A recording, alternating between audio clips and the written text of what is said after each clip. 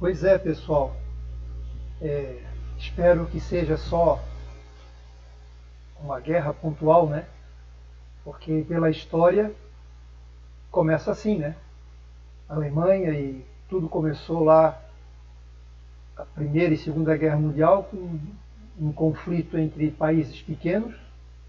Cada um foi tomando as dores um pelo outro e foi se avolumando, igual uma bola de neve. Espero que, a princípio, que isso não ocorra mesmo, né? Que agora, com a Rússia e Estados Unidos, tem bombas nucleares, que dá para destruir o mundo inteiro. É um negócio complicado. A princípio, pelos comentários internacionais ou comentaristas internacionais, diz que,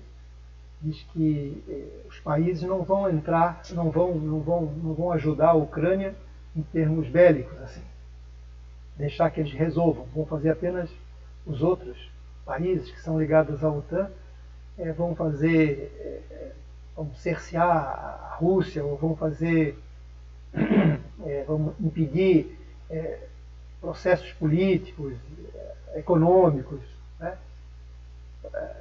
Vão punir dessa forma, né? Vão reagir dessa forma.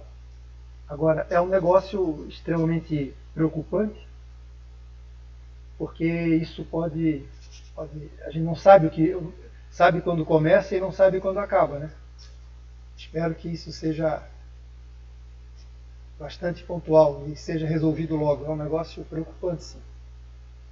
Que bom que vocês não têm parente na Ucrânia e nem na Rússia, né? Às vezes pode ter parentes, etc. Deve ter estão bastante apreensivos.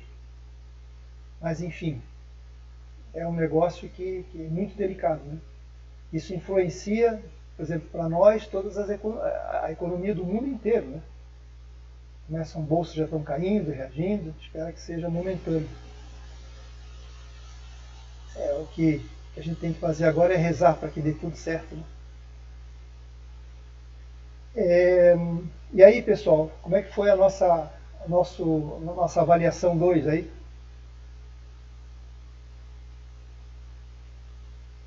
A princípio, me parece tudo ok, né? Eu ainda não corrigi, eu vou começar a corrigir a partir de agora.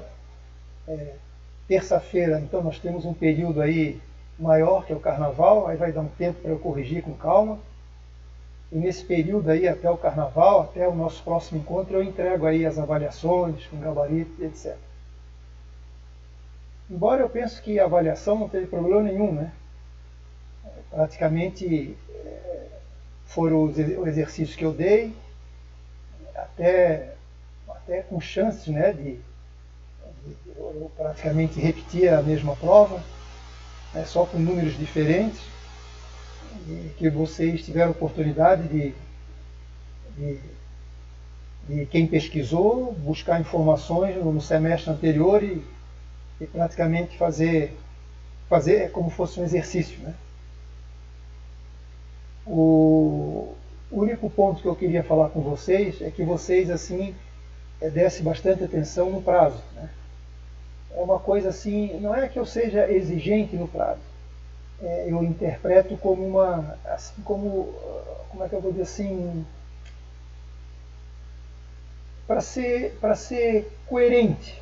Não quero usar a palavra justiça, que não é um negócio tão grave assim, porque só para vocês terem uma ideia, quando eu começar a aula presencial, as provas não serão, eles não terão oportunidade de ver prova do semestre anterior, porque eu vou fazer diferente no sentido assim, eu vou dar um balanço que eu recorto dos jornais, né, e complemento com notas explicativas e peço coisas e peço assuntos pontuais.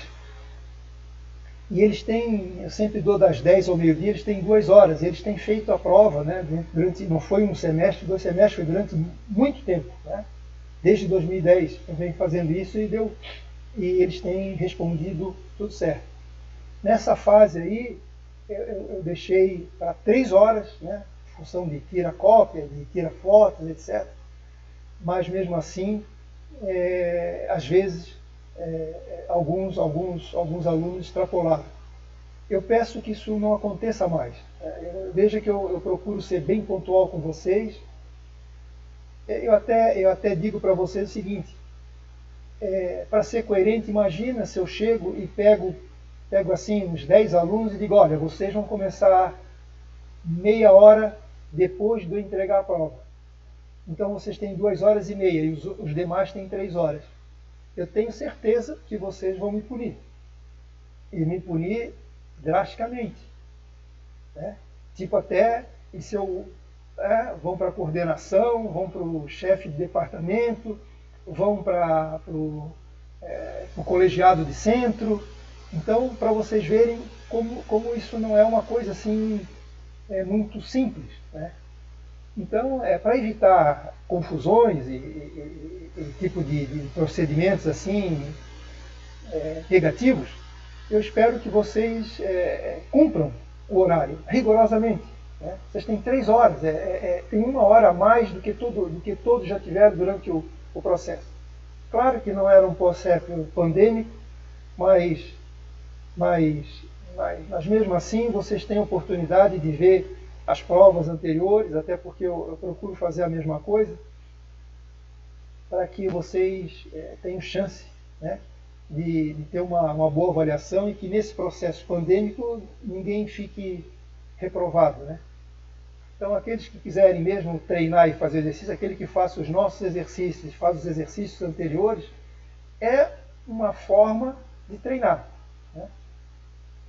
Embora se vocês não copiarem um do outro apenas, mas fizerem o exercício, mesmo tendo uma noção do que já foi feito, isso de certa forma é válido. Isso eu diria que é um ponto negativo do ensino à distância, um dos, né? Do ensino à distância ou da educação à distância, que é isso aí. Tá? Isso nos traz bastante complicação também, porque é difícil. Né? Imagina, por exemplo, eu faço 10 provas, fiz 10 provas. Se cada semestre eu tenho que fazer isso, é complicado. Enquanto presencialmente eu faço 2 provas, uma para de manhã, uma para a noite, e com balanços diferentes. Isso fica mais ágil para todo mundo. Todo mundo não pode usar computador, não pode usar nada. Eu acredito que as notas que saem, elas me parecem mais realistas. Né? Mas enfim, todos têm uma consciência e que, pelo menos, se vocês estiverem entendendo o que eu estou falando, já é uma ajuda, que talvez no futuro vocês possam lembrar de mim e, bom, eu vou rever, isso foi um ponto interessante, que eu sempre desafio a mim mesmo dizendo que esses pontos que eu dou são exatamente os pontos que é muito procurado pelo mercado de trabalho. Quem cair na área, principalmente na área de planejamento, né, não na parte tão operacional, com certeza vai lembrar bastante de mim. Em suma, eu peço para vocês, né, que procurem ser bastante rígidos com o horário. Né, e para que a gente possa ser, vamos chamar assim, coerentes ou justos com todos. Né? Perfeito? Tudo bem? Eu sei que vocês me entendem, eu entendo vocês, eu tenho, dentro do meu raciocínio, eu tenho ajudado bastante, eu estou junto com vocês. Se há dúvidas que não seja assim para prejudicar a prova, eu tenho respondido, tenho tirado, tenho acompanhado desde as 10 horas até as 13 horas. Então, eu peço para vocês que vocês me ajudem também. Beleza? Tudo certo? Então tá bom. Hoje nós vamos falar de um assunto, desculpa pessoal, que eu diria que dentro do nosso capítulo eu considero o mais importante, o mais atual e o mais utilizado pelas empresas, que seria a avaliação de empresas.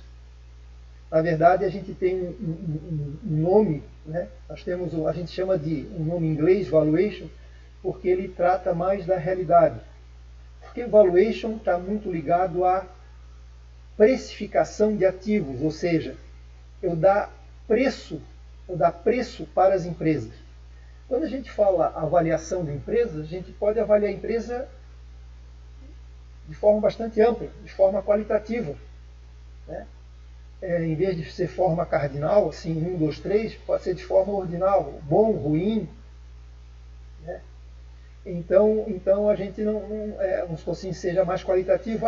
Essa empresa é boa, é ruim, mas quanto? Quanto? Isso a gente, de forma, quando se fala em avaliação, pode se avaliar dessa forma. Mas o valuation vem cobrir essa lacuna que quando a gente pergunta, essa empresa está bem? Mas eu digo, está bem o quanto? Aí a gente dá o preço dela, a gente tem uma noção, um preço monetário e a gente sabe quanto está valendo a nossa empresa, quanto vale a nossa empresa efetivamente. Então eu considero que vocês se dediquem bastante a esse capítulo, que vocês, quem trabalha, por exemplo, muitos alunos trabalham na XP, nessas empresas de investimentos, e uma das coisas que eles pedem muito é o valuation, né? Então aqueles profissionais ou aqueles contratados pelas empresas de investimento e sabem calcular, ou estão pelo menos iniciando, ou conhecem um pouquinho, realmente eles são muito bem aproveitados, porque essas empresas de investimento o que mais querem é saber quanto está valendo a empresa e, consequentemente, dividindo pelo número de ações, eu vou saber qual seria o preço da minha ação no mercado, né, de forma unitária. Então eu convido vocês a levar bastante a sério esse capítulo. Esse capítulo eu considero que ele é um intermediário, ele não é tão, vamos chamar de fácil e difícil, né? Assim, ele é mais brando do que o primeiro, ele é mais assim, ele é mais exigido, não pela dificuldade intelectual, e sim pelas informações, do que o primeiro capítulo, lá, os primeiros capítulos, os 3 primeiros capítulos, e mais fácil do que esse segundo capítulo, que é no caso, essa segunda avaliação, ou o capítulo número 4, que é a estrutura de capital. Então esse é bem prático, bem útil e que os empresários e as empresas de investimentos principalmente utilizam bastante. Beleza? Então vamos conversar devagarzinho. Eu vou abrir isso aqui e vou comentar com vocês alguns pontos que eu registrei e a gente vai começando fazendo devagarinho, explicando de forma bem prática, né, como é que se a gente calcula o valor de uma empresa, o preço de uma empresa. Primeira coisa que eu quero demonstrar para vocês seria a metodologia, né? Dar uma visão para vocês geral, né, da metodologia, né? Assim, antes de entrar em números, antes de entrar em cálculos, a gente vai dar uma visão geral sobre quais são os pontos que eu preciso para determinar o preço de uma empresa, né? Que a gente chama de valor de uma empresa, né? Quanto vale, né? Quanto custa uma empresa. Então nós temos assim, primeiro a interpretação número 1, que é a interpretação do valuation. O valuation ele é mais específico do que especificamente, é mais específico do que teoricamente a ideia de avaliação. Então, a avaliação eu posso avaliar politicamente a empresa, posso avaliar economicamente a empresa, mas a expressão valuation, que é usado mundialmente e que é mais adaptado ao nosso estudo, é que quando se fala em valuation, todo mundo entende que nós estamos calculando o preço da ação, a valoração, a precificação, ou seja, a precificação dados aos ativos financeiros, no caso, nos ativos reais, no caso a empresa. Então, o primeiro pilar da metodologia é o conceito, né, que a gente deve traduzir, ao invés de falar, se fala aqui no Brasil, vamos fazer avaliação de empresas, mas sempre alguém pode perguntar, mas que tipo de avaliação? Se eu disser, vamos fazer um valuation da empresa, por mais que seja sofisticado uma palavra inglesa, todo mundo vai interpretar que eu estou querendo calcular o preço especificamente da empresa. Então essa é a primeira ideia que eu quero passar para vocês.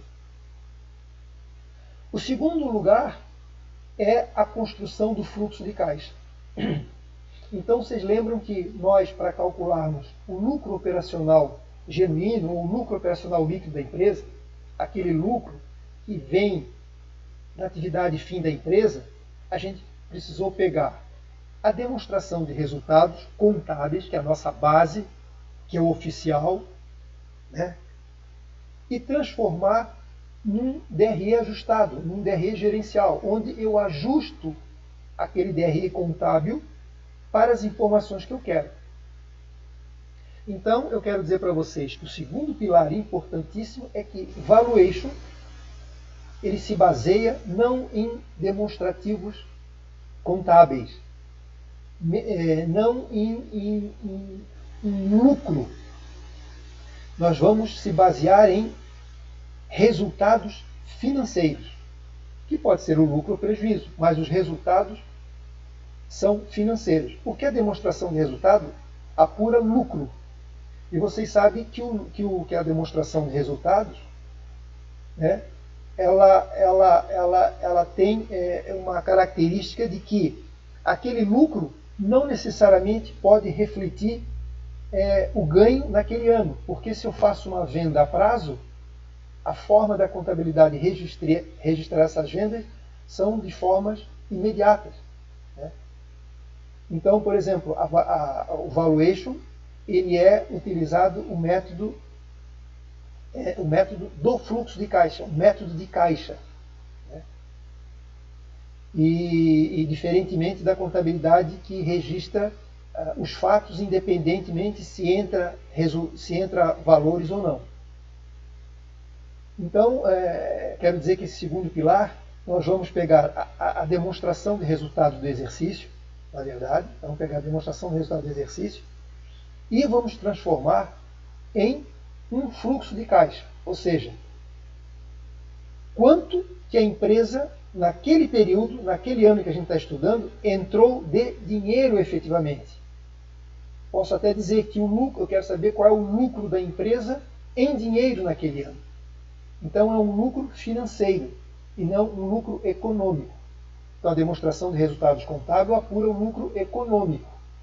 E para avaliação de empresas eu preciso calcular o lucro financeiro. E para isso eu preciso utilizar mais um demonstrativo que é o fluxo de caixa. Então, só para lembrar, nós no início usávamos o balanço, depois usamos a demonstração de resultados, onde o lucro é um lucro econômico, não necessariamente aquele lucro que está ali é o resultado do ano, pode ser que parte dele esteja naquele ano, como eu disse para vocês, porque a empresa, a contabilidade registra quando eu vendo e não quando o dinheiro entra. Né? É uma característica da contabilidade, mas a contabilidade também complementa com a demonstração do fluxo de caixa, que é para dizer daquele lucro econômico, daquele valor econômico, quanto efetivamente entrou em dinheiro.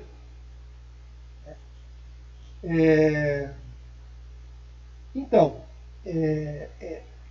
dois pontos assim super importantes que nós vamos utilizar, como eu disse para vocês, é a construção do fluxo de caixa. Porque a avaliação de empresas se faz pelo fluxo de dinheiro, pelo valor de dinheiro que entra e que sai. E aí nós vamos ter dois pontos importantes. Quando a gente pegava a demonstração de resultado do exercício e ajustava a procura do lucro operacional genuíno, o LOG, né? Depois calculava o imposto de renda e apurava o LOL, aqui na construção do fluxo de caixa nós vamos pegar a demonstração de resultado e buscar, vou mostrar para vocês, e buscar como é que eu calculo o chamado fluxo de caixa livre para a empresa, que nada mais é do que a transformação do lucro operacional líquido em caixa. Né? Então, a busca sempre a precisão para se calcular o valor da empresa é exatamente pelo valor do dinheiro que está no caixa. E depois que a gente apurar, fizer essa transformação, a gente vai finalizar a demonstração do resultado, que a gente vai chamar de fluxo de caixa livre para os sócios. Ou seja, Depois que eu determino o dinheiro que entrou em função das minhas atividades fins da empresa, eu vou botar qual é o nível de endividamento que ela tem, abater disso aí e ver quanto que sobra, quanto que está disponível para para os donos da empresa. Tá certo? Então, para usar uma palavra mais precisa, né, para ser assim, para resumir esse ponto, a contabilidade usa, né, dois regimes vamos supor, dois regimes para fazer os seus registros, que a gente chama de regime de caixa e regime de competência. Só para complementar, o regime de competência é aquilo que eu falei para vocês do linguajar mais simples. Toda vez que a empresa vende, ela já imediatamente registra, entrando ou não entrando dinheiro no caixa. Isso é uma forma da contabilidade, é uma lei da contabilidade. Então ela registra a competência, né? O quanto entrou de vendas. Depois ela utiliza o regime de caixa para aprimorar, para saber quanto daquele lucro que foi apurado, né, é efetivamente em dinheiro. Perfeito? Então, eu procurei falar em linguajar mais simples antes de entrar num termo técnico. Né? Mas o que nós vamos utilizar vai ser o regime de caixa, pela precisão das informações necessárias para eu apurar o preço da empresa. Então, o primeiro sustentáculo, o primeiro pilar, é saber que a avaliação da empresa está focado no preço dela, que a gente vai daqui para frente chamar de valuation. O segundo, nós vamos construir um fluxo de caixa. E nós temos dois pontos importantes a determinar, que é o fluxo de caixa livre para a empresa, né? É que quando eu pego o lucro operacional, transformo esse lucro em dinheiro e depois eu incluo, depois de eu calcular esse fluxo de caixa livre para a empresa, eu incluo os níveis de endividamento para saber quanto os sócios têm de recursos disponíveis para ele. Perfeito? Isso tudo é só para dar uma noção para vocês, né? A gente vai fazer isso em números direitinho, né? vai operacionalizar e vocês vão vão compreendendo a cada passo, a cada informação cada vez mais. Mas é bom ficar registrado para vocês terem uma visão geral. Um terceiro sustentáculo, um terceiro ponto que a gente vai utilizar é fundamental a projeção do fluxo de caixa. Quando a gente faz uma avaliação de uma empresa, a gente não pega 3 anos, a gente não calcula o valor da empresa 3 anos, 2 anos. A gente calcula o valor da empresa num período que a gente utiliza mais ou menos de 50 anos, mais ou menos. Isso aí assim, mas isso parece absurdo? Não. É a mesma coisa que eu perguntasse para vocês. Vocês estão numa idade média entre 20 e 23 anos, média, que seja 25, não sei se chega a isso.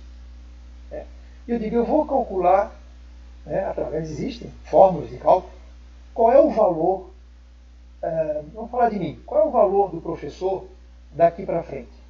Então, tudo que eu já passei da minha experiência daqui para trás, não sei se é válido. Eu quero saber se eu quero saber que se essa experiência está sendo útil para o futuro.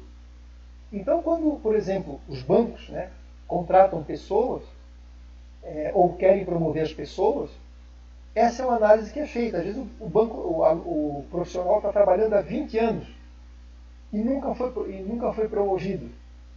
Poxa, por que isso acontece? É porque eles têm um critério de análise dizendo o seguinte: tudo bem, ele trabalhou 20 anos no banco, agora o que essa experiência traz de potencial de melhora daqui para frente?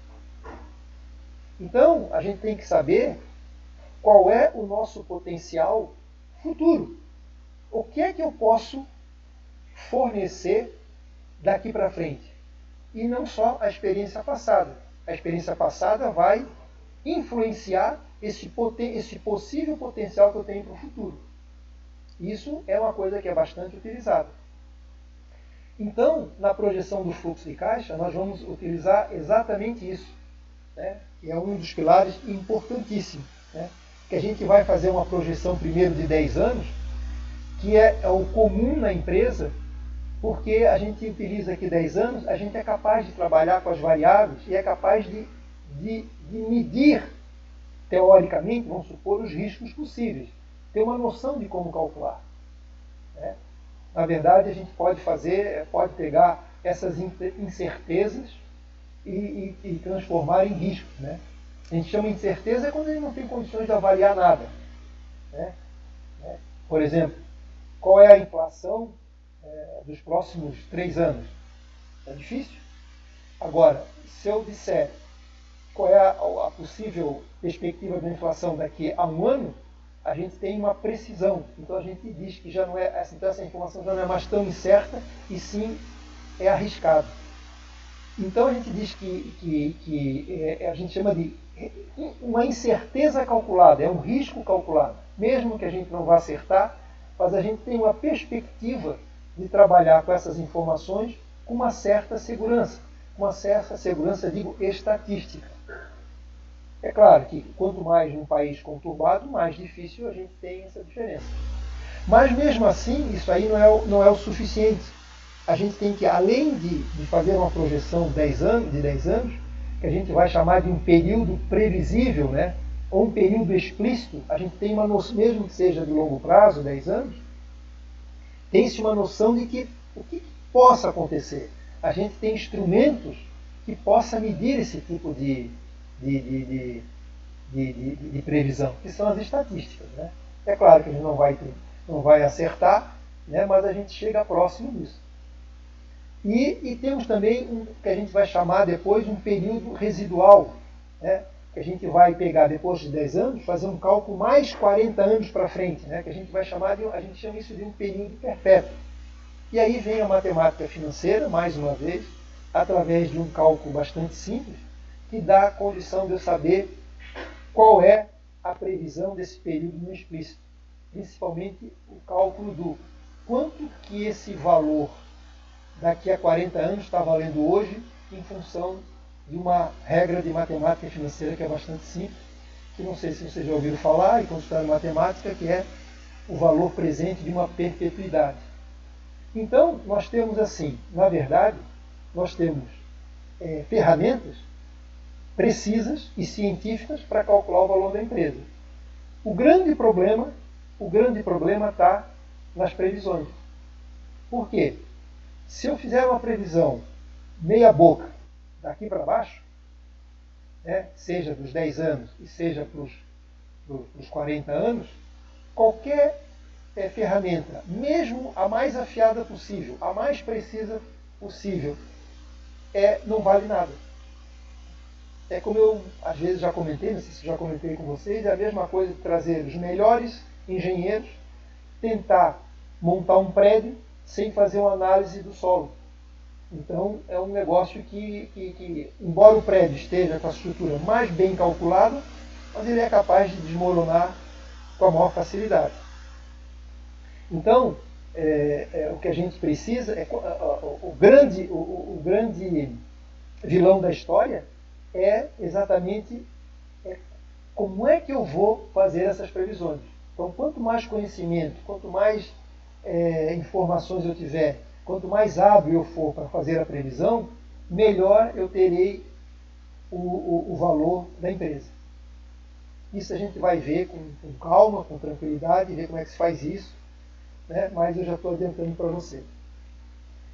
Só para vocês verem como não é fácil, eu pergunto para vocês o seguinte: se eu pedisse para vocês responder um questionário, e dentre as perguntas, por exemplo, eu perguntasse para vocês: quanto que vocês estariam ganhando daqui a 3 anos? Então, olha só, 3 anos, vocês se conhecem, ou nós nos conhecemos, mas em função das incertezas que há incertezas e riscos, vamos chamar assim, né, que existe no futuro, a gente, mesmo nos conhecendo, mesmo sabendo nosso potencial, é possível que a gente erre bastante. Então, o maior desafio do cálculo do valor da empresa não são as ferramentas já foram definidas, já foram calculadas, já foram cientificamente validadas, mas existe aí um espaço aberto onde todo mundo pode trabalhar, que quem é que consegue fazer uma previsão a mais próxima da realidade dentro de um determinado horizonte de tempo. Então é isso aí que a gente vai ter que batalhar em cima disso. E por último, né, a determinação da taxa de desconto. Né? Então, mais uma vez, nós vamos trabalhar com VAC, porque a gente sabe que o custo médio ponderado da empresa, tanto para aquele, se a gente está trabalhando com o valor da empresa, com o preço da empresa, é que a gente possivelmente quer ou comprar ou vender. Né? E botar uma taxa de desconto no fluxo de caixa, a gente não deve nem favorecer o comprador, nem o vendedor. Porque na hora do desconto, se der uma taxa muito alta, o preço de compra vai ficar bastante pequeno e vai facilitar o comprador. Se eu boto uma taxa de desconto alta, pequena, vai dar um valor presente bastante alto. E aí está favorecendo o vendedor. Então o que a gente deve fazer? Então não deve ir nem para o lado do comprador e do vendedor. E essa proposta foi realmente aceita pelo mercado. Vamos ver qual é o custo da empresa e vamos trabalhar dentro dessa perspectiva. Aí eu não estou favorecendo nem uma taxa alta, nem uma taxa baixa. Perfeito? Então, mais uma vez, a gente vai usar o VAC. Isso é para vocês verem que essas informações que eu estou dando para vocês é que realmente é usada na XP, é usada nas avaliações de empresas de consultorias profissionais. Então, eu quero mostrar para vocês, quando a gente estudou de forma, a princípio, isolada, mas para conhecer o VAC, está vendo a utilidade do VAC no continuar dos estudos? Mais uma vez, eu quero puxar a brasa para a nossa sardinha, né? Que aquilo que nós estudamos durante o ano, ela é útil e básica para ter uma avaliação de empresas, uma análise econômica e financeira da empresa. Né? Vocês podem ver que tudo que a gente deu, olha só, a gente está fazendo sobre avaliação de empresa, sobre valuation. Olha o que é preciso, conhecer o LOL, né? Depois conhecer o fluxo de caixa, aprendido em matemática financeira, utilizando o VAC. Então são tudo conteúdos e ferramentas que, à medida que a gente vai progredindo na avaliação da empresa, elas são ferramentas assim, presentes e importantes e necessárias para a nossa decisão que a gente precisa tomar de forma financeira, global, etc. Perfeito? Tudo bem? Até agora, o que eu queria passar para vocês, né, sem falar em números. Deixa eu ver o que tem aqui. Gabriela, quem vê Shark Tank aprende também. O que é isso? Atualiza para mim, ô Gabriela.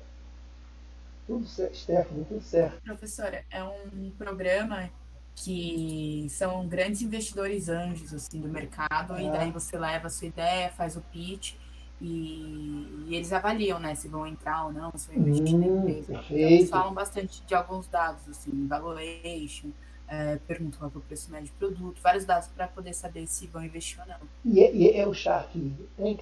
É assim que se pronuncia? Shark Tank? Isso, é Shark Tank. Ele é americano, né, mas agora tem a versão Brasil. E ele utiliza esse mesmo nome, Gabriela?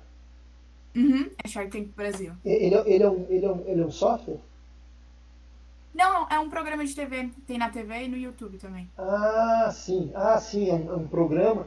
Ah, entendi. Agora entendi. Acho que eu já vi. Acho que teve outros, não com esse nome, né? Mas que eles fazem esse tipo. Mas é exatamente isso, né? Então, quando, por exemplo, existe uma startup né? Vamos dar um exemplo da startup, uma empresa bem atual, né? E que a gente precisa de investidores, o anjo, né? E eles com certeza, se não sabem fazer, eles vão procurar consultorias que possam avaliar essa empresa. Uma das ferramentas, né, que é utilizado é o cálculo do valuation, além de outros aspectos de mercado, etc. E tal. Porque até digo para vocês que o valuation em cima de uma startup, onde o produto não é conhecido, é mais difícil ainda, muito mais. Se é uma empresa conhecida, eu posso fazer uma projeção do produto, do histórico dela, vejo que, por exemplo, vou pegar assim, produção de computadores, né? Então eu tenho um histórico bastante grande do que possivelmente vai acontecer, né? A gente tem um histórico de como é que o cliente, a gente já tem experiência do cliente, quanto comprou, quanto vendeu, etc. Agora, as startups, às vezes, estão tentando novos produtos. E aí você não conhece mercado, não sabe qual é a expectativa do cliente, não sabe qual é o impacto que isso vai acontecer no mercado. Então, eu digo para vocês, é super importante o valuation e mais difícil ainda. Não pela técnica, a gente vai ver. A técnica que eu vou explicar para vocês é fácil. O que é difícil? É a projeção futura dos próximos anos, né?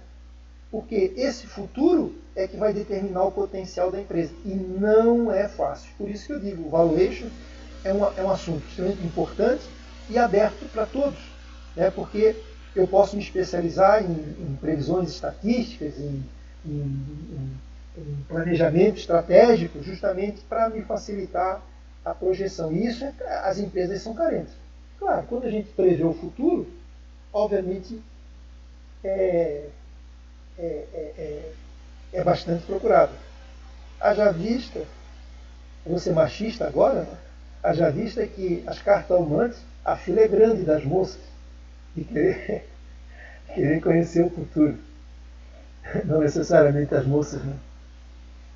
Mas assim, é uma coisa que chama atenção, uma curiosidade, né, da gente conhecer o nosso futuro. Apenas uma piadinha aí. Piadinha machista, né? Mas é isso aí. Então, só finalizando, eu estou demonstrando para vocês a metodologia, que tem 4 pilares importantes.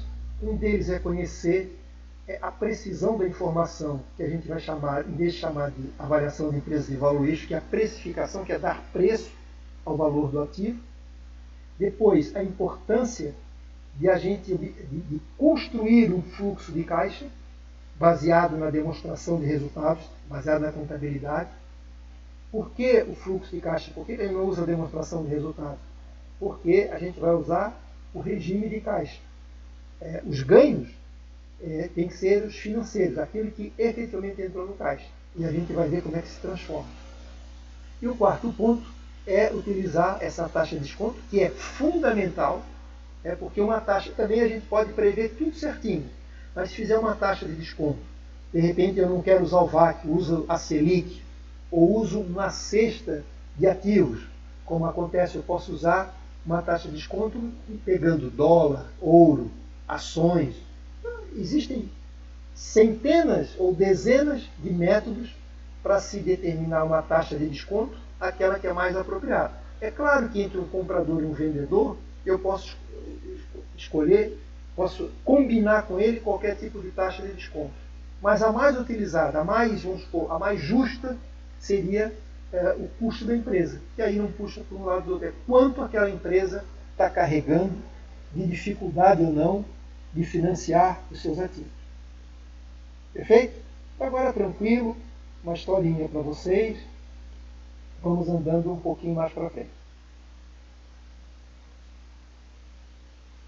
Então, isso tudo que eu falei para vocês, eu estou tentando resumir. Aqui.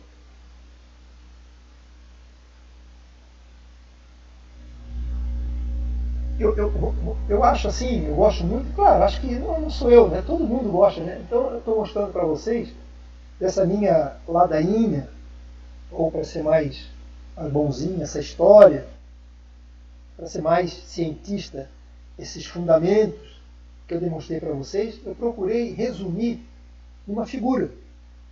Que olha só, o que eu disse para vocês? Né? Então, valuation é baseado no fluxo de caixa. Né?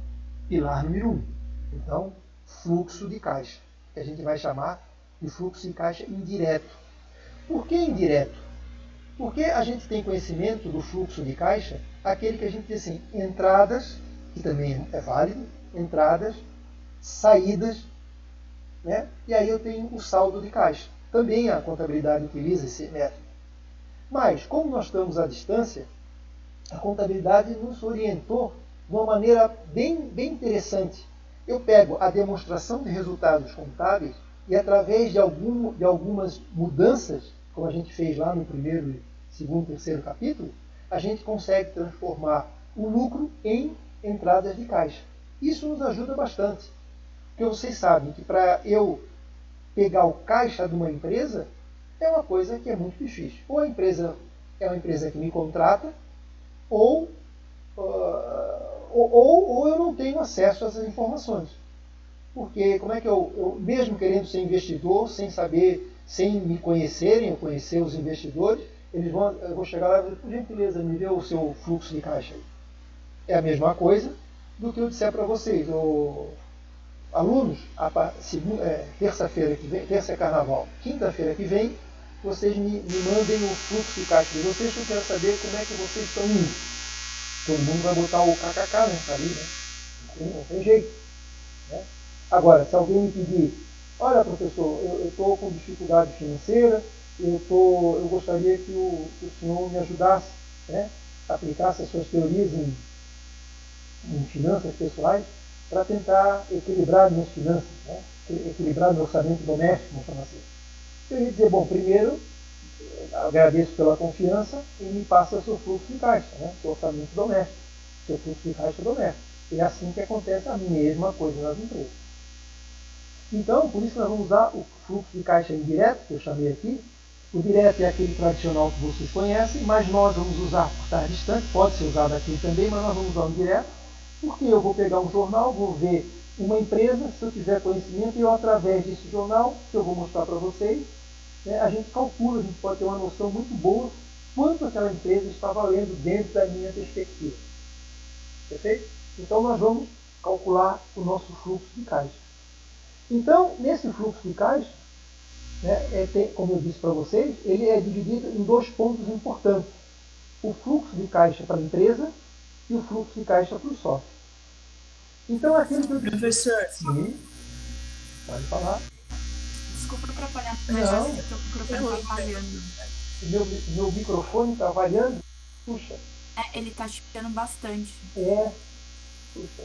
Vamos esperar um pouco. Não tá dando para ouvir quase a voz do senhor, só fica o chiado, assim, eu não sei o que aconteceu. Puxa, vamos esperar um pouquinho para ver se a minha internet está ruim e ver se ela melhora. Perfeito? Vamos dar só um tempinho aí, então. Vamos ver se ela melhora. Às vezes é isso mesmo, pessoal. Se quiser... Às vezes o senhor sair e entrar na sala, talvez possa melhorar. Às vezes acontece isso. Tu dizes, eu desligar tudo aqui e entrar outra vez? O Lorenzo disse que dá para tentar tirar e retirar o fone de ouvido para ver se tá encaixa. Bom, tá bom. Vou fazer isso aqui, tá? Então.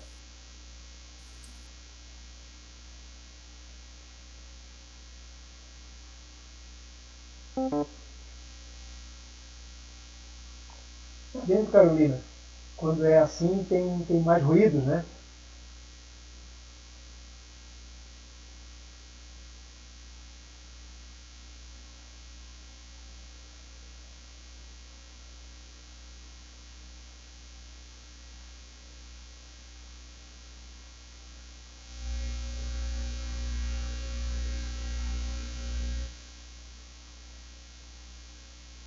Bom, eu tentei fazer.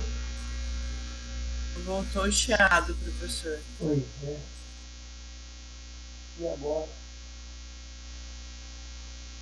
Será que quem sabe, eu vou fazer o seguinte, eu vou desligar minha câmera aqui para ver se melhora, tá? Vamos ver aqui se. Vamos tentar, senão eu vou sair e vou pedir que vocês voltem outra vez. O chiado continua, Continua? professor. Então vamos fazer o seguinte, eu vou sair e vou entrar outra vez, vocês. Eu acho que tirar o fone e colocar ele de volta, ver o que Vamos ver, então. acontece.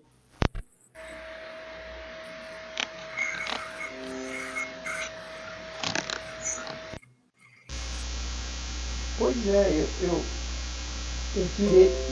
tirei aqui. Ó. Continua um chiado, professor. Eu vou fazer o seguinte, pessoal, vamos fazer o seguinte. Eu vou sair e vou entrar de novo para ver se melhora. É uma chance e vocês entram outra vez, tá? Eu vou desligar aqui, depois a gente volta. Eu não sei se depois vai ficar ruim para a gravação também, né? O chiado continua, é?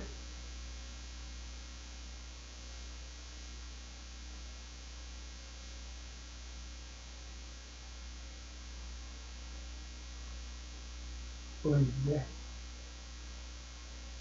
Eu acho que continua a gravação, professor. Mesmo se eu sair?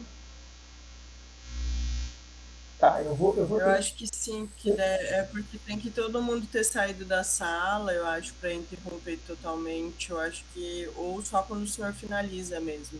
Pois é, que coisa chata. Bom, vamos tentar isso? Vamos tentar sair e entrar outra vez? Ó,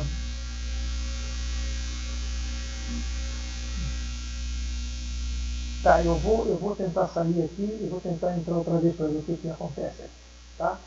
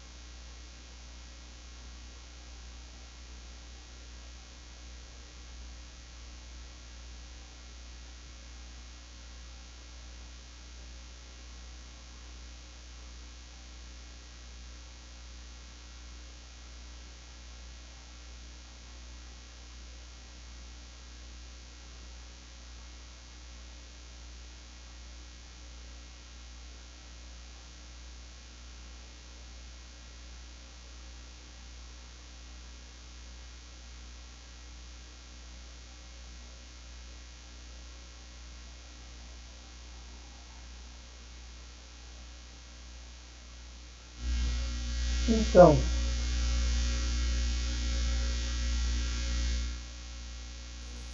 Continua o chiado, professor. Eu acho que deve ser algum problema no seu fone mesmo. deu fome, né? Ou na internet, né?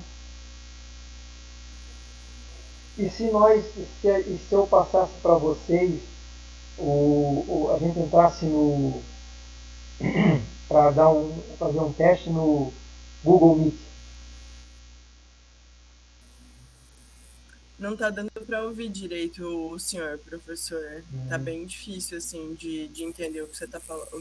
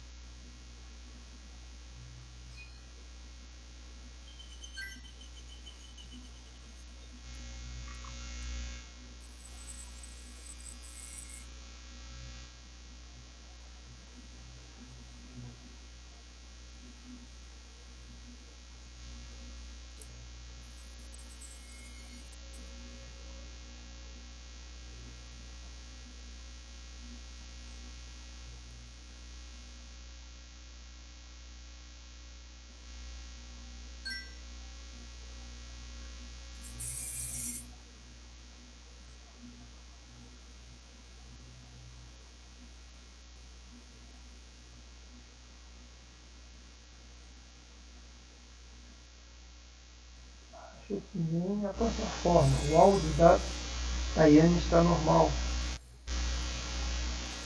Pessoal, os demais aqui, os demais aí se pronunciem, por favor, para ver se está normal ou se está ruim. se é um caso específico.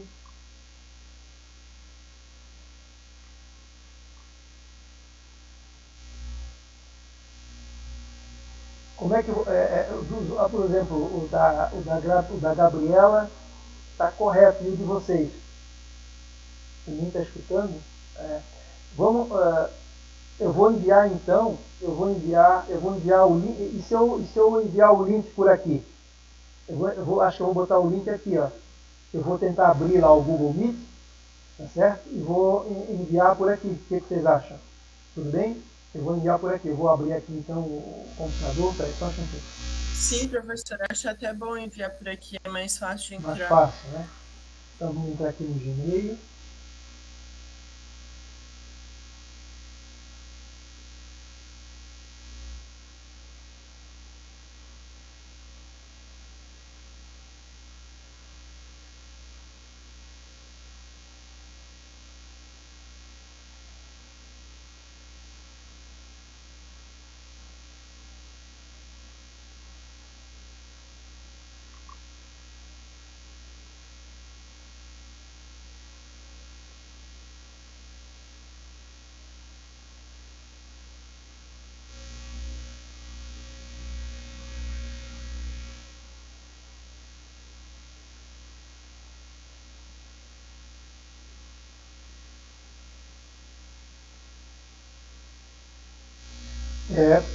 O problema é esse, né? Eu tenho aqui, eu tenho aqui o OBS que está sendo gravado, mas no Google Meet não vai ficar bom. Mas é aquele negócio, nós vamos acabar a nossa aula e vamos ver se a gente consegue gravar pelo OBS que está sendo gravado, é o meu backup que tem, vamos ver se dá certo. Né? Aí esse do Google Meet já não dá mais para gravar. Tá? Mas é para a gente não perder esse tempo aí. Eu vou colar aqui, ó.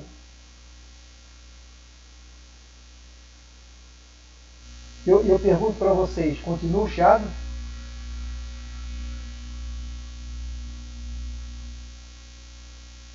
Sim, tá bom. Então tá, pessoal, vamos entrar lá no Google Meet então, vamos ver se melhora, tá? Vamos ver se vai dar lá.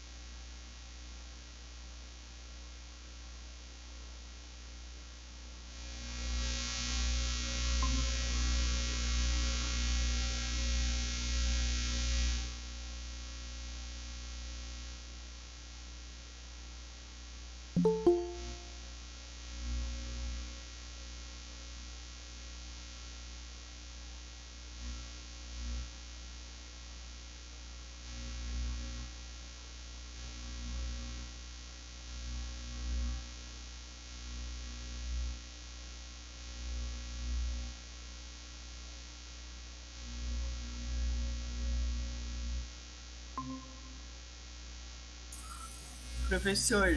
Oi. Aqui no Meet também tá dando chiado. Eu acho que o problema é realmente no fone, alguma coisa no computador ali.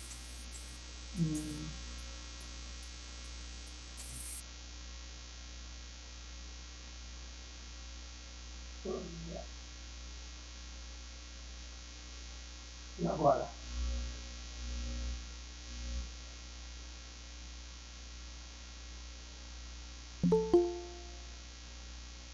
Bom.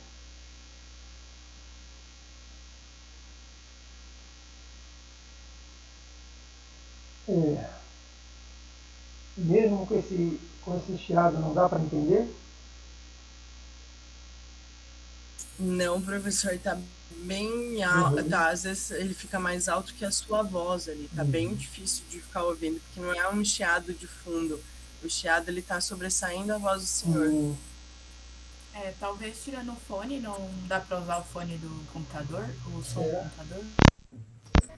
E agora? Tirei. Nossa, agora tá muito Bem melhor. É?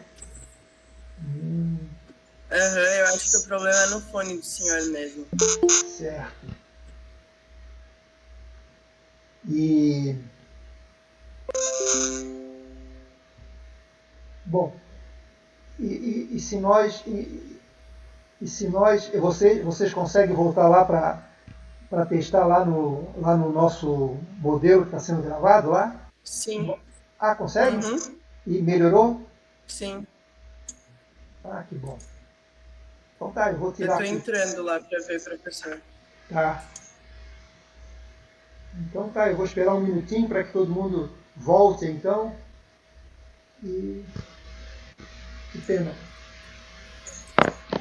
Tá, eu tô sem o fone, então. E ficou melhor, né? Ainda continua boa? Sim, professor, tá ok. O som tá sem nenhum tipo de interferência agora. Que ótimo, que ótimo. Então tá. Que bom. Vamos continuar então.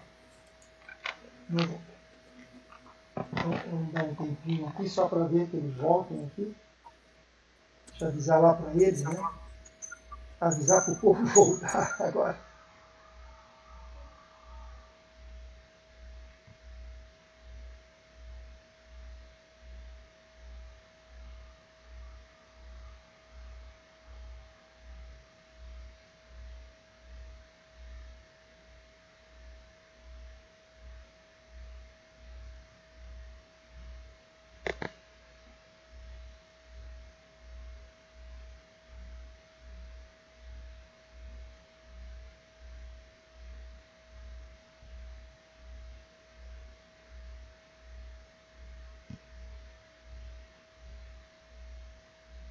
É isso aí. Então tá. Então, como eu estava dizendo para vocês, qualquer coisa, entrem aí, né? Se estiver ruim outra vez, até a gente arranjar uma maneira, sei lá. Vamos ver, tem que dar um jeito, né? Ainda bem que tem um feriado de carnaval, eu posso melhorar e a gente trabalha nesse feriado aí. O que vocês acham? Para não perder. É rapidinho, apenas 1 hora e tal. Mas vamos lá. Então, como eu dizia para vocês, então a gente... Deixa eu abrir aqui. Ficar maior, né?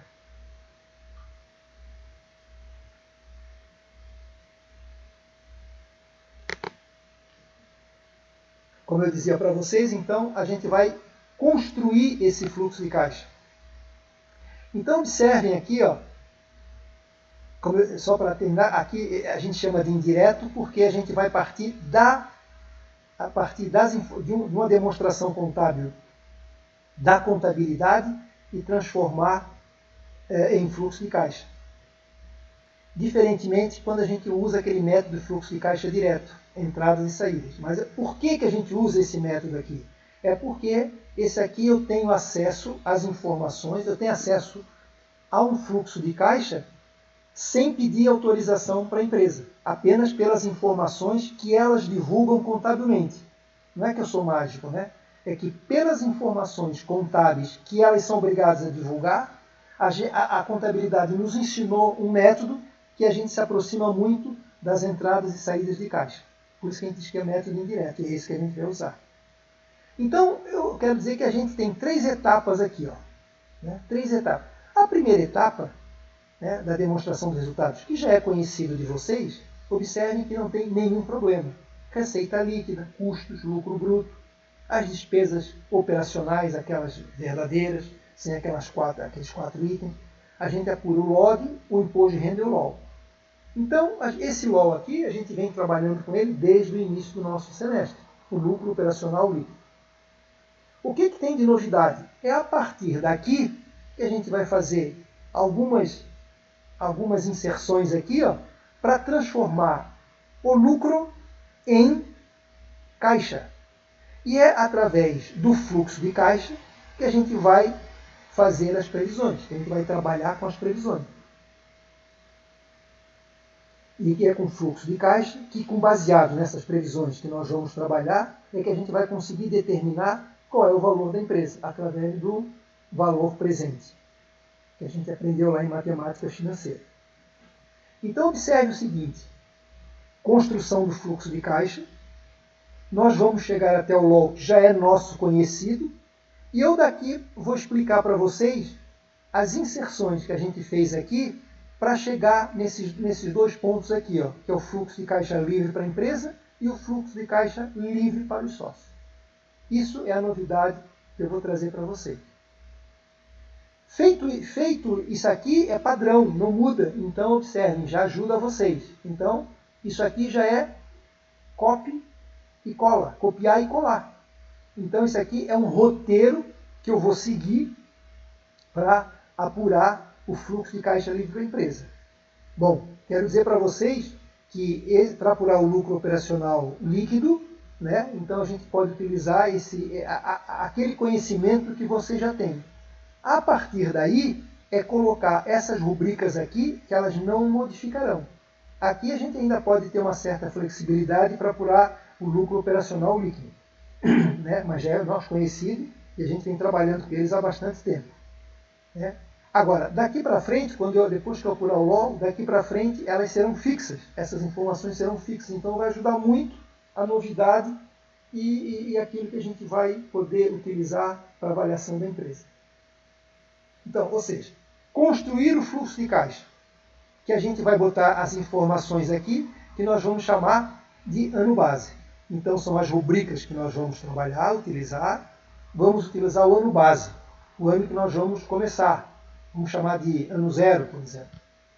Feito esse ano zero aqui, a gente vai apurar esse básico aqui, a gente vai ver como é que a gente apura, aí a gente vai continuar os novos pilares, que é o planejamento de um novo horizonte, que a gente vai chamar primeiro de período explícito, aquele para 10 anos, e vamos chamar uma projeção do período não explícito, que vai do ano 11, depois do ano 11, até o infinito. A gente vai ver como é que se calcula isso, a gente vai botar em números. Então, essa é a visão que a gente tem que ter na cabeça, né? Nós vamos pegar, mais uma vez, nós precisamos construir essa demonstração de resultados, construir este fluxo de caixa baseado na demonstração de resultados, apurar o ano base, fazer as projeções para 10 anos e fazer a projeção para um período que a gente vai chamar de infinito, perpétuo, ou que a gente chama também, na prática, de valor residual. Tá? Isso foi tudo aquilo que a gente conversou e batemos o nosso papo. Então, o que eu quero mostrar para vocês agora? Eu quero mostrar para vocês, na prática, como é que isso vai acontecer. Então, a gente vai começar a caminhar devagarinho, né? As informações práticas para esclarecer bem essa nossa teoria que a gente acabou de explanar. Então, eu vou sempre voltar nesta informação aqui, ó, que para nós é uma visão geral para que a gente, quando entrar no cálculo, não perca a noção daquilo que a gente está fazendo. Perfeito? Então vamos experimentar como é que a gente vai fazer. Então, se a gente tiver que resumir, para transformar em números quantitativos, né, para a gente resumir, então o valor da empresa, né, o cálculo da empresa, o preço da empresa, quanto eu vou comprar ou vender, vai depender do quê? Do somatório de 3 informações básicas, que é o fluxo de caixa livre para a empresa ano base. Vamos voltar lá aquilo que eu disse para vocês. É isso aqui, ó, ano base. O fluxo de caixa livre para a empresa, que a gente vai calcular, vai ter essa informação aqui, que é o ano base, mais o quê? Mais o valor presente do fluxo de caixa do período explícito. Ou, em outras palavras, eu preciso trazer esta minha projeção que eu fiz para 10 anos aqui, através da metodologia do valor presente, que a gente vai ver, você já conhece esse matemática financeira, ou seja, nós vamos trazer todos esses valores para valor presente, para a gente ter uma noção. Porque o valor, eu só tenho uma noção verdadeira no momento atual. Vou pegar também a minha projeção que eu faço do período não explícito, ou infinito, ou valor residual, e vou trazer para o momento zero. Certo? Então, qual que é o valor da empresa? Em suma, é o fluxo de caixa livre para a empresa no ano zero, mais o valor presente do período explícito e depois mais o valor presente do período não explícito. Aqui está escrito após o período explícito, produção. Mas vamos simplificar. São 3 informações importantes. Né? Até alguns autores dizem o seguinte, que o fluxo de caixa, esse valor do fluxo de caixa que a gente apura no ano base, não é tão importante. Né? Ele é muito pequeno perante as informações robustas que a gente vai gerar. Imagina a gente imaginar fazer uma projeção para 10 anos e conhecer o valor presente. Este valor aqui é um valor extremamente importante. E este aqui também, super importante também. Né?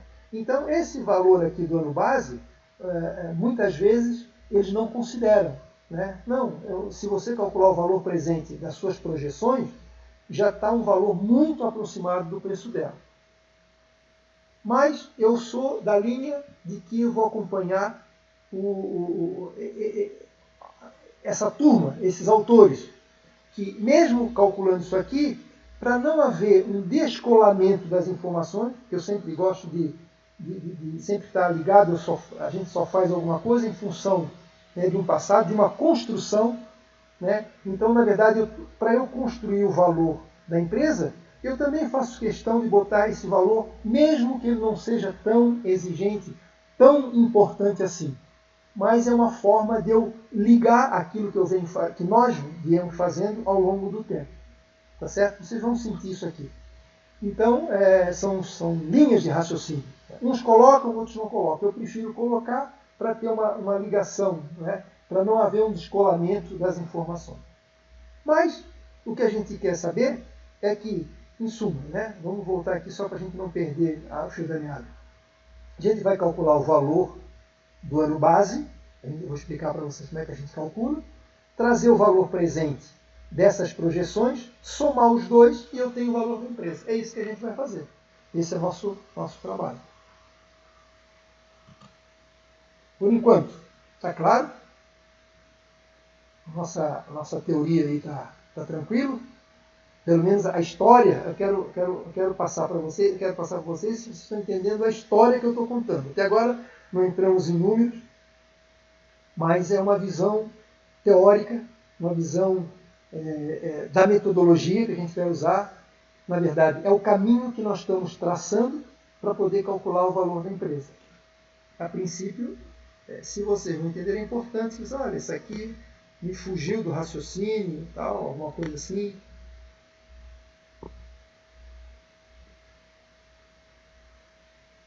Tá. Kainan, é isso aí, vou ter que comprar um novo. Então, tá certo? A princípio eu acho que, né, Gabriela e demais, né, acho que a história deu para entender, né? Isso, ok. Então perfeito. Então, ótimo.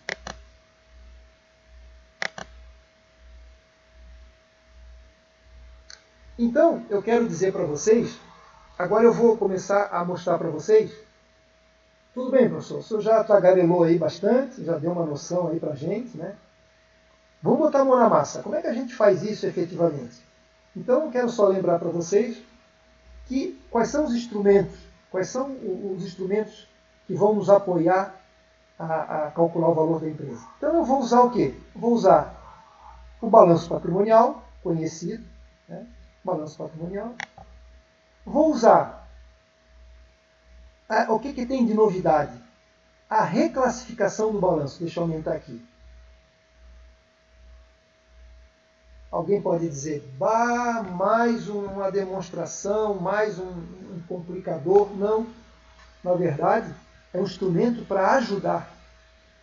Isso aqui vai ficar padrão para a gente. Como eu vou fornecer para vocês o balanço patrimonial, essa reclassificação do balanço já fica com vocês. Então, porque nós vamos usar, em algum momento, uma rubrica chamada variação da necessidade do capital de giro, que a gente aprendeu lá em Finanças 1, que a gente vai dar uma relembradinha rapidamente. Então, este balanço, ele vai me dizer, e para eu conhecer a necessidade de capital de giro, vocês lembram que eu preciso conhecer o ativo circulante operacional e o passivo circulante operacional. Na demonstração contábil, ele não chama de operacional, ele chama de ativo circulante. E aí, o ativo circulante, ele inclui outras rubricas, que é, por exemplo, o caixa, bancos, etc. Aqui, neste balanço, para nos ajudar a facilitar e identificar que é uma rubrica importante, a necessidade de capital de giro, que eu preciso trabalhar apenas com capital de giro operacional e não com as outras rubricas que a gente vai chamar de financeiro, a própria contabilidade já nos ajudou a reclassificar o balanço para que a gente vá direto ao ponto, não tenha prejuízo. Então, quando eu for calcular essa rubrica, eu vou identificar aqui quais são as rubricas que eu preciso pegar e calculo direto. Então, isso aí é um baita de um apoio para que a gente possa facilitar o nosso cálculo. Porque o balanço contábil, ele não entra nesse detalhe da operacionalidade. E nem precisava realmente. Né? Nós é que vamos nós que vamos precisar dessa rubrica, e aí a própria contabilidade nos ajudou, já nos forneceu o que a gente chama de reclassificação e que nós vamos praticamente utilizar isso que está aqui selecionado. Vamos só trabalhar com essas rubricas aqui. Mais ou menos é aquele negócio. Lembra da gente apurar o lucro operacional? A gente precisava tirar aquelas 4 rubricas, eu dei aquele modelinho. Aqui também, quando eu precisar calcular a necessidade de capital de giro, eu vou mostrar para vocês como é que calculo, baseado numa forma, e a gente vai se ater apenas a essas informações. O ativo circulante operacional e o passivo circulante operacional. Perfeito? Então isso vem ajudar.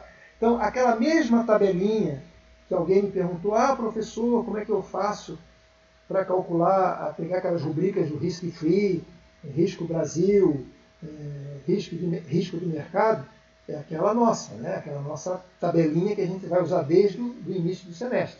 Como essa daqui, vocês têm que estar junto para quando a gente calcular a necessidade de capital de giro, a gente ter essa oportunidade e facilidade de resolver o nosso problema.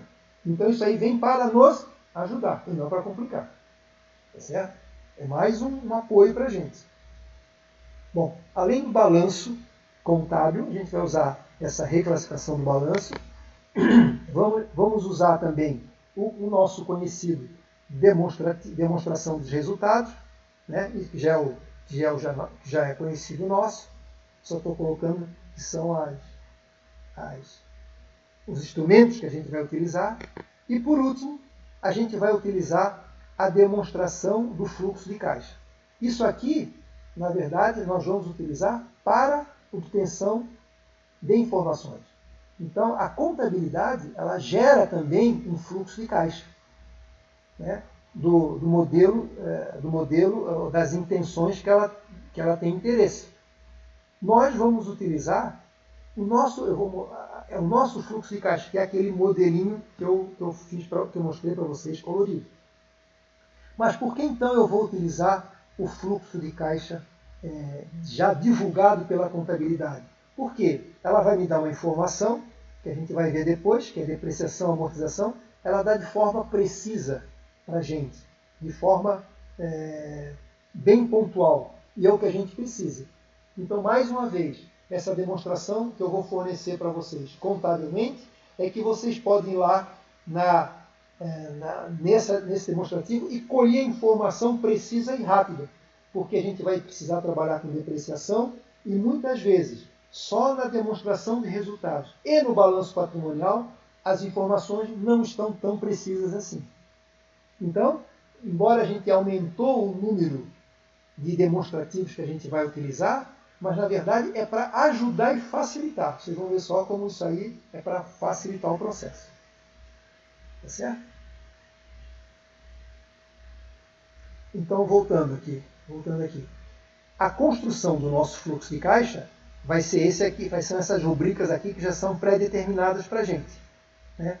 E a gente vai usar aquelas 4 informações, vamos chamar assim, da contabilidade, que não é para tumultuar, é pelo contrário, estou dizendo, é para ajudar e facilitar. Vocês vão ver só que vai ser fontes de consulta que a gente vai obter informações rápidas e precisas. Então, só vem ajudar para a gente e facilitar o nosso processo de cálculo do valor da empresa.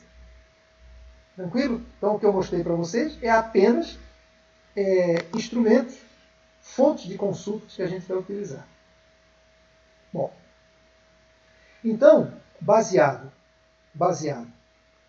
nesses demonstrativos que eu passei para vocês aqui, ó, que é um demonstrativo acadêmico, né, eu vou mostrar para vocês a construção do nosso fluxo de caixa. Ou seja, a gente vai gerar um fluxo de caixa gerencial, um fluxo de caixa chamado valuation, né, voltado para o valuation. E que a gente vai usar o método indireto. O que é o método indireto que eu já falei para vocês? É quando eu pego a demonstração de resultados e transformo isso em um fluxo de caixa. Diferentemente daquele fluxo de caixa que faz a contabilidade, e diferente daquele fluxo de caixa que a gente conhece aquele tradicional, né? Entradas e saídas e saldo de caixa. Embora todos eles nos permitem o cálculo, mas eu digo que a gente, para ter um fluxo de caixa, se nós não tivermos uma construção do fluxo de caixa pelo método indireto, dificilmente a gente vai ter acesso ao fluxo de caixa da empresa. Né? É difícil a gente ter, a não ser que eu já falei para você, que a gente vai fazer um trabalho para a empresa específica.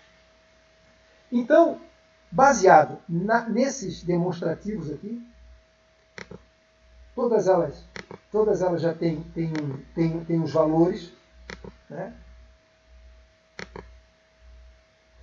Observem que tem o valor patrimonial, tem os valores, etc. Tal. E eu vou, através dessas informações acadêmicas, né, de um balanço que não é real, mas que vai ajudar vocês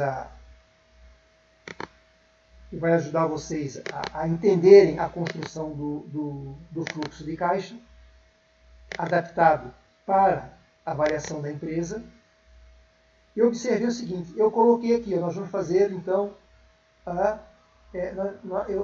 eu construí já para vocês o fluxo de caixa que a gente precisa fazer, um exemplo. Né? E observe o seguinte, que é muito importante que para cada informação que a gente for discutindo aqui, eu deixei registrado as notas explicativas. Como é que a gente chegou naquele ponto? Então vejam só, como vai facilitar. Então, isto aqui, principalmente as informações do lucro operacional líquido para baixo, elas não mudam. O que a gente precisa chegar no primeiro momento é no LOL. E aí, você não tem novidade nenhuma. Eu cheguei nesse 19.800 aqui, sem novidade nenhuma. Ou seja, lembram? Vou pegar lá a demonstração de resultados, repetir os impostos, repetir as receitas líquidas, coisa que vocês já sabem fazer.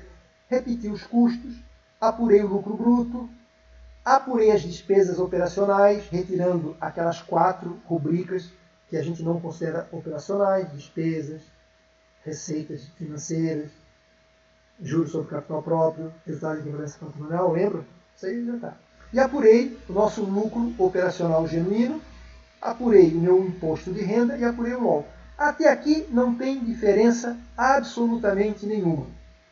Mas, mesmo assim, eu coloquei uma observação aqui, para relembrar. Só relembrando aqui o cálculo do imposto de renda, até desnecessário, mas vocês já estão peritos nisso, mas eu deixei aí para fortalecer o nosso cálculo. Mas eu quero dizer para vocês, tem 2 informações importantes aqui, que é o número 1. Como é que a gente vai fazer na metodologia? Só para lembrar para vocês. Então vocês têm essas informações, que essas notas explicativas número 1, que nos custos e despesas operacionais,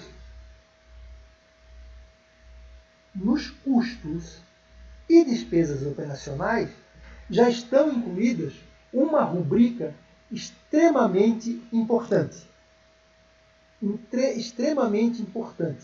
que é a depreciação. Por que eu vou destacar isso aqui?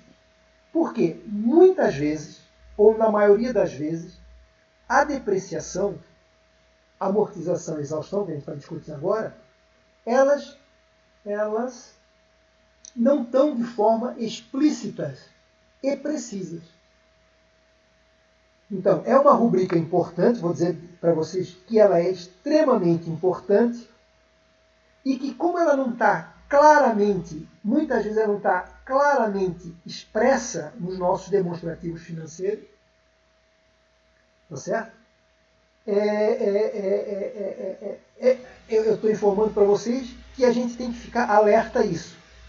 Bom, se elas não estão claramente expostas aqui, ou elas estão inclusas aqui, mas não estão claramente, a gente não vê de forma claramente, não estão claramente expressas, como é que a gente vai identificar?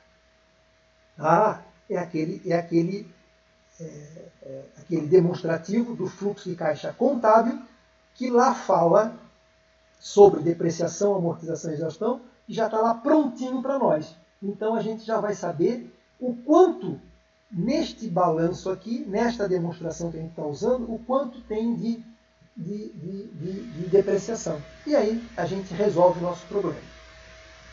Por que eu estou falando que nos custos e despesas operacionais, numa rubrica extremamente importante, que é depreciação, amortização e exaustão, e que a gente tem que ter cuidado porque essas informações muitas vezes nos demonstrativos aparecem de formas parciais e não totais, mas a gente precisa conhecer a totalidade dessa informação e a gente tem que ter um cuidado com ela.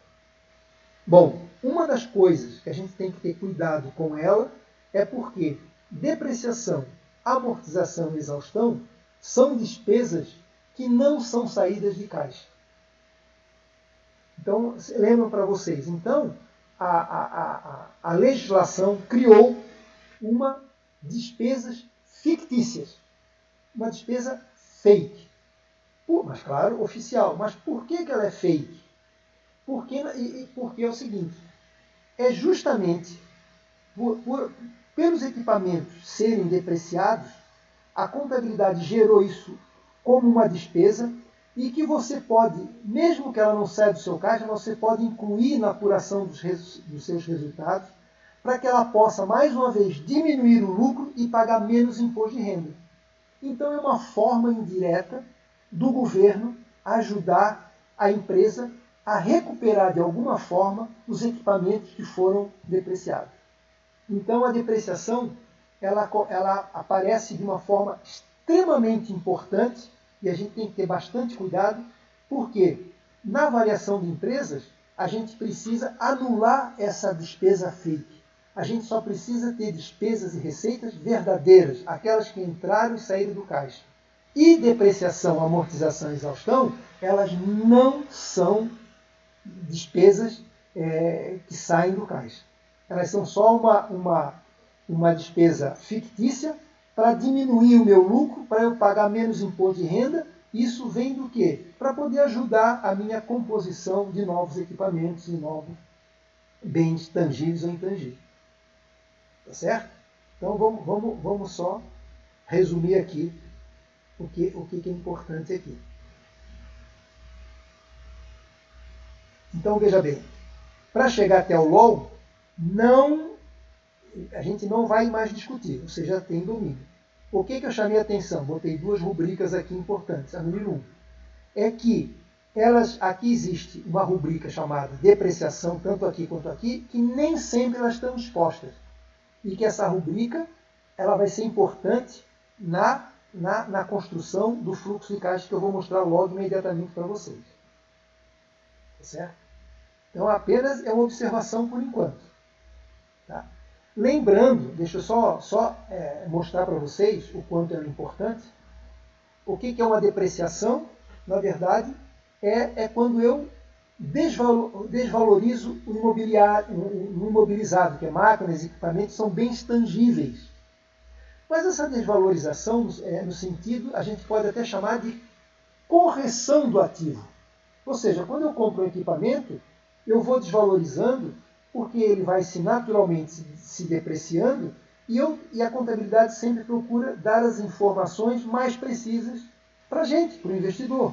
Olha, eu comprei ele novinho, mas agora já tem 50% de uso, ele está valendo tanto. Né? É a mesma coisa quando a gente compra um carro. O carro zerinho tem um valor, o carro daqui a 3, 4 anos tem outro valor.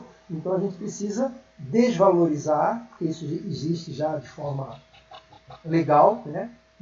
Essa depreciação, ela para cada tipo de equipamento, ela tem uma legislação própria, mas na verdade é uma correção do seu ativo no momento atual. Tá?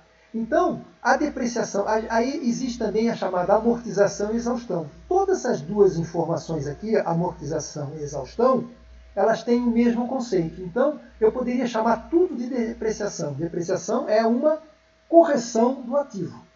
Só que a contabilidade fez o seguinte: para os bens tangíveis, ela chamou de depreciação. Para os bens intangíveis, ela chamou de amortização. Por exemplo, quando eu compro eu tenho alguma marca, alguma patente, ou comprei um software, ou tenho direitos atuais, a gente chama isso de bem, a gente lança na contabilidade, mas são chamados de bem intangíveis. Então a gente compra um software, por exemplo, para cálculo de custo da empresa. Ele, ao longo do tempo, ele vai perdendo seu valor, ele vai depreciando.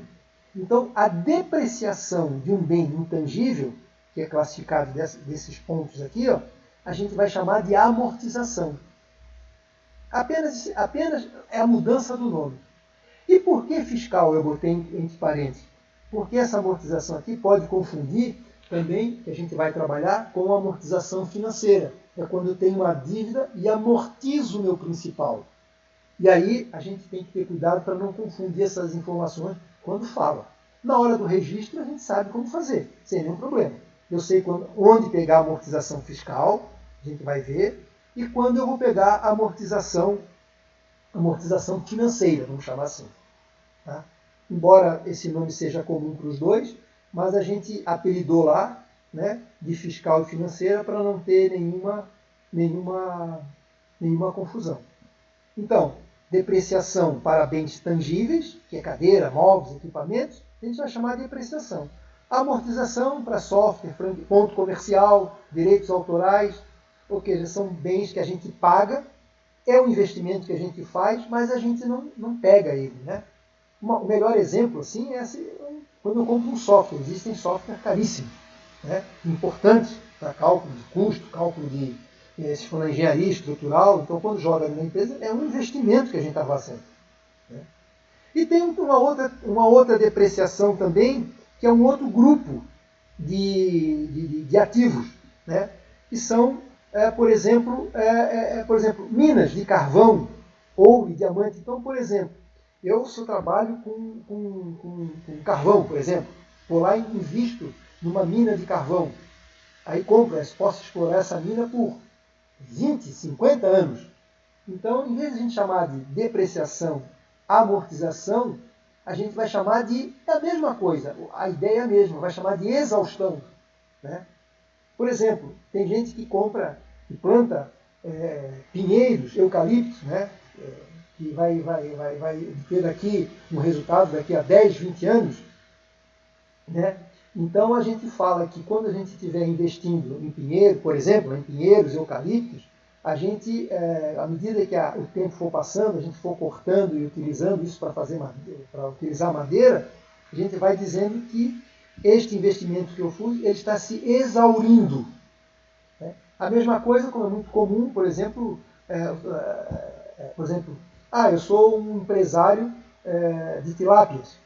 Né? Então eu tenho lá uma piscina e crio tilápias. Então este ativo, vamos chamar assim, né? A gente não vai chamar de, não vamos depreciar, a gente vai amortizar. Então a exaustão ele é para aquilo que a gente chama de recursos minerais, para flora e fauna. Né? A amortização para bens intangíveis e depreciação para bens tangíveis. Cada um tem uma legislação própria. Cada um tem uma legislação própria para isso aqui. Perfeito? Cada um tem uma legislação. Cada um tem uma legislação própria. Tá? Mas não vai ter nenhuma confusão, porque a gente vai saber exatamente o caminho, vai saber exatamente qual é o caminho e como pegar essas informações. Então não se preocupem, né? Tem essa divisão de depreciação, amortização e exaustão, mas não tem nenhum problema. Quando eu precisar calcular, isso está bem expresso, né, nos demonstrativos contábeis, e quando eu precisar buscar essa informação, ela está lá prontinha para ser utilizada. Tá? Então, só para terminar agora, nós vamos já encerrar, eu só quero mostrar para vocês, vamos parar nesse ponto aqui, né?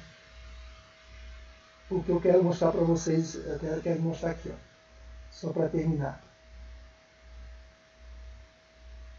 Olha aqui, ó. Então, a segunda nota explicativa eu deixei para lá. Como é que calcula o imposto de renda? Isso vocês já sabem. Só botei aqui por alegre, né? Porque isso vocês já sabem fazer. Mas só para ilustrar, né? Então eu pego lá o imposto de renda, lucro, aquilo que você já sabe falar. Eu preciso calcular o imposto de renda. Então, voltando aqui às nossas vacas magras, o que eu tenho aqui para vocês?